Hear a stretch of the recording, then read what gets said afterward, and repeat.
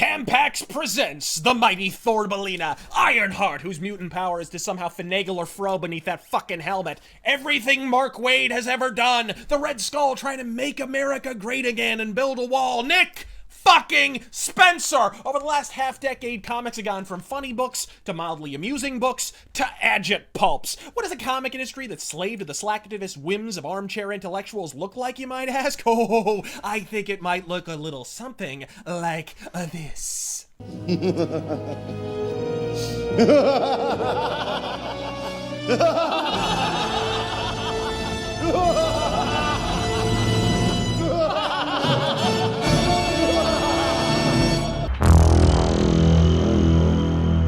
Now, I recognize that I'm hardly the first to augur the demise of the American comic industry. Fuck, I'm probably not the 200th this week, and I truthfully find many such proclamations lapse well the fuck into hyperbole. Maybe it's just because I live in a major metropolis, but my local comic shop seems to be keeping the lights on just fucking fine, my friend, and while the monthly sales list has misplaced more than a few zeros over the interim decade, it's roughly kept apace with the waning relevance of print media en masse. But DC, Marvel, pull up a footstool and gather the fuck around, because if you want a surefire method of alienating what remaining readers are keeping you the fuck afloat, you go right on doing what you're doing. I've seen Catholic masses that weren't a third as preachy as the current Captain America comic, and cling fast to your cock and balls, but there exist certain male characters who actually, truly, indefatigably do not work when reimagined as a chick. Misogyny Lad, for example. The Impregnator. Womb Ripper the Magnificent. And as our republic that half the country can't accept as a fucking republic careens from melting pot to chamber pot to blast furnace,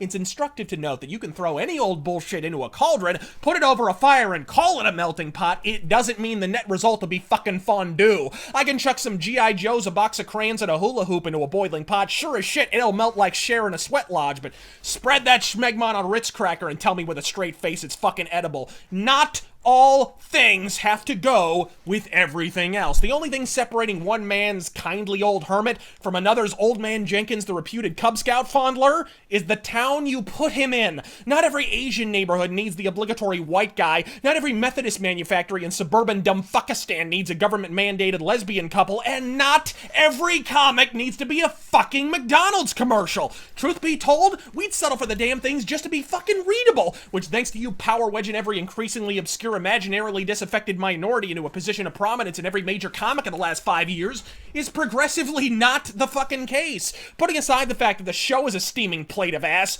rapey teacher-student subplot notwithstanding, the biggest story to come out of the CW Network's Archie Comics adaptation Riverdale thus far is that fucking Jughead is no longer a member of the asexual community.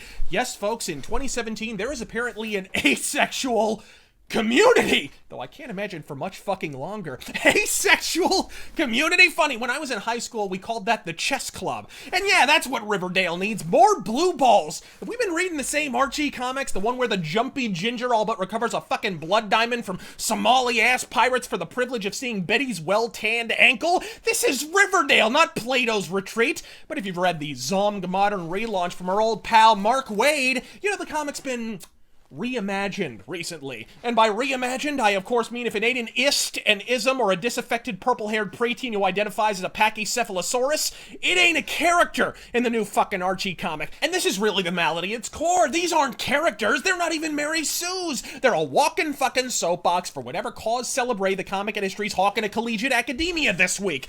Batwoman debuts. Batwoman reveals she likes slurping some slatch. 11 years later, the fact she's a Home Depot shopper remains her sole fucking character trait. Well played, DC Comics. Well fucking played. And this is by far your most egregious offense. These could have been legitimately brand new characters. Instead of being Iron Man with mammaries, Rai Williams could have been a neophyte of the information age who finds herself subjugated by her own techno-cyberkinetic creation or some shit, unsure where the brilliant young inventor ends and the machine begins, but instead fucking Ironheart?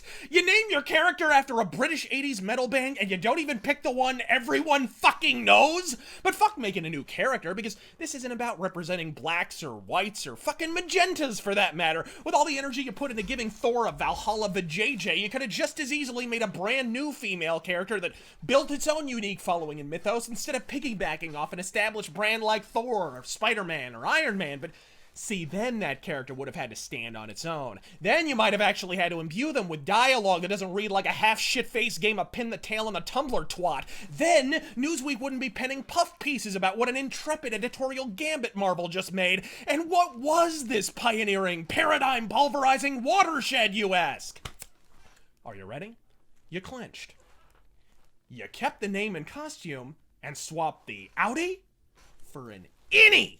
Genius! 10 out of 10, say Polygon. 17 out of 12, say Kotaku. Perfect in every way. Mankind is ill-equipped to behold the majesty that is this comic. 5 out of 10, say IGN. I'm Razor Fist! Blow it at your ass, you fucking hacks!